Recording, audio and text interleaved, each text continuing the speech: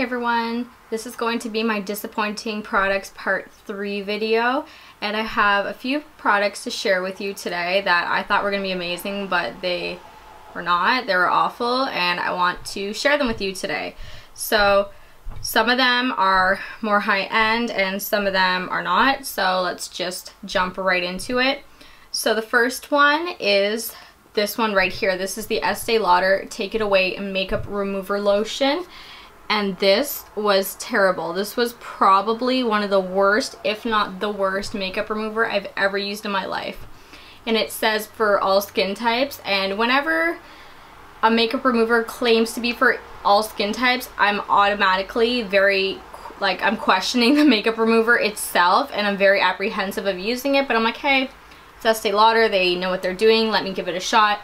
So why I don't like this makeup remover is because, first of all, when you open it, you squeeze out some of it, and it is a lotion, so this would be better suited for those with dry skin types than even normal. I have extremely oily skin, so first of all, because it's a lotion, it's not good for my oily skin. Second of all, it doesn't actually remove my makeup, especially like when I'm wearing my Urban Decay All Nighter Waterproof Longwear Liquid Foundation. That's a mouthful. I love this stuff. This does not do a good enough job at removing this. It doesn't break down the product. I felt like when I was using it on my face, it kind of just rubbed it around and it wasn't coming off. It was just smearing the product around my face. And I even did a double cleanse. I would go in with this product twice to do a double cleanse. Nope.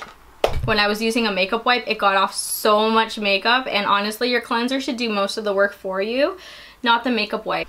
But how I remove my makeup, I do a cleanse, like I do an initial cleanse, and then if it's like a day where I'm wearing a full face of makeup, I do a double cleanse, and then I go in with a makeup remover to remove any excess product. That's just how I do things. I know some people do it backwards, but that's how I've been doing it for years. And this, I was using so much product and my makeup was not coming off. Even when I was doing light makeup, like just a BB cream and whatnot, it still wasn't removing all of my makeup or enough makeup to a point where I didn't have to double cleanse. So that's my thoughts on it. I will never use it again. Another product from Estee Lauder, and keep in mind, I do like Estee Lauder, just these products did not work for me. Just because it didn't work for me, maybe it'll work out amazing for you, so just keep that in mind. So this is the Estee Lauder New Dimension Expert Liquid Tape. The name caught me off guard and I was very intrigued to try it. So I didn't know how to use it, and I went to the back because common sense, if you don't know how to use a product, usually you check the back or the box, but it didn't come in a box because I bought this at the Estee Lauder warehouse sale. I have multiple videos on it. I don't want to get into it in this video. I'll link it up there for you through cards and as well down below through links. So I didn't know how to use it, so I went on their website, and basically this product is very, not complicated, but there's a very particular way on how you use this actual product. So basically this is how it looks like. This is the applicator.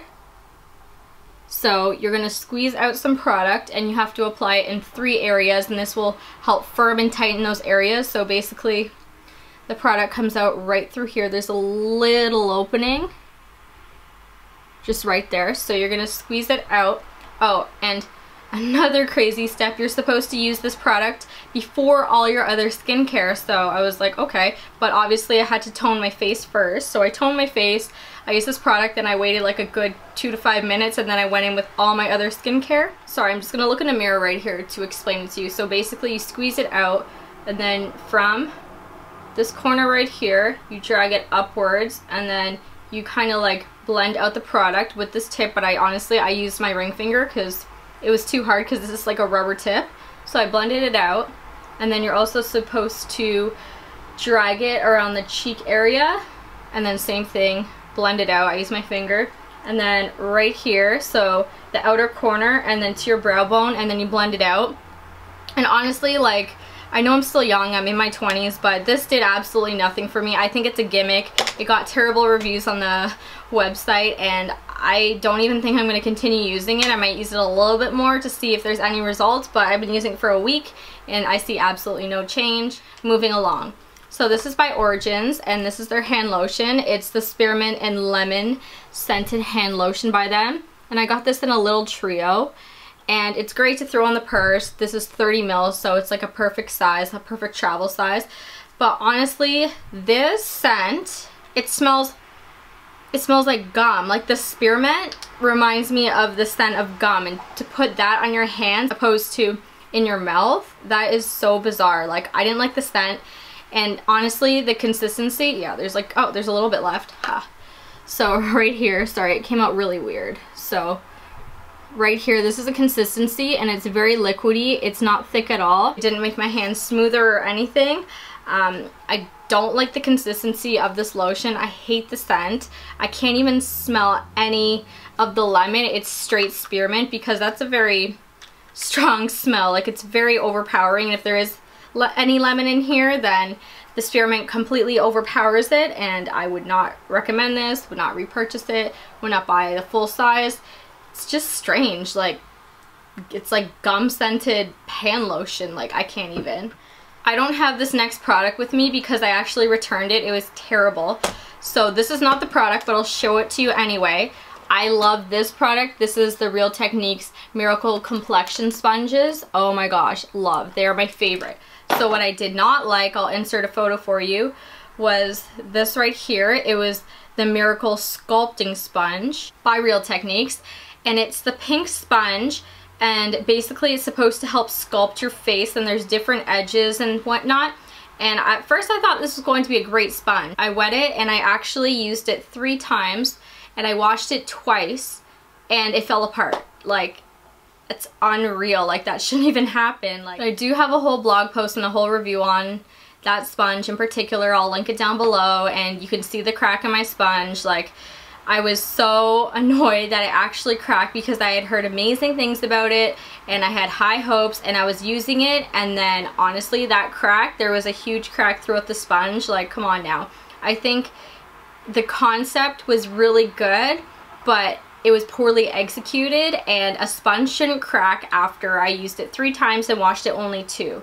Like, that just should not happen. Like, my beauty blender has been holding up for a very long time. I love this thing. The e.l.f. Precision Trio sponges are amazing. I actually, like, I don't have the larger size anymore because I threw it out because it was like destroyed, but these are great sponges. Like, way better than the one by Real Techniques, the Miracle Sculpting Sponge. But if you're looking for a good, affordable sponge from the drugstore and you don't want to pay the money for the beauty blender, try this one out right here. These are my go-to.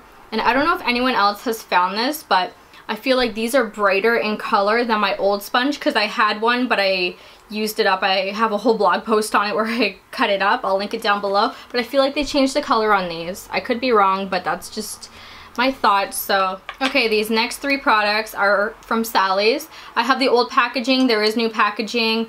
Not sure if the formula is the same, but these 3 eyeliners, so they are the Boutique eyeliners. I have blue, white, and jade.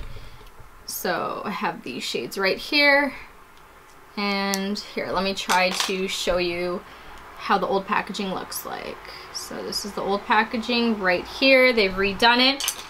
I don't know if they've improved the formula, but these are terrible.